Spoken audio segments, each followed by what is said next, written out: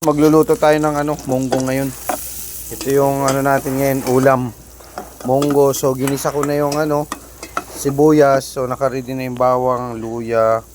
Yan. So ito ngayong hapunan natin, no. So pasensya na kayo, walang nagbibideo sa akin kaya na lang, sariling sikap na lang.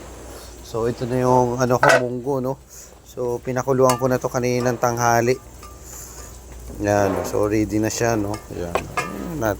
Lagyan natin siya ng sotanghon. Yan, sotanghon. So sabi nga nila, ang munggo daw ay every Friday. So gawin natin every Thursday. Yan. Halo-haluin lang natin para yan, tumigas na.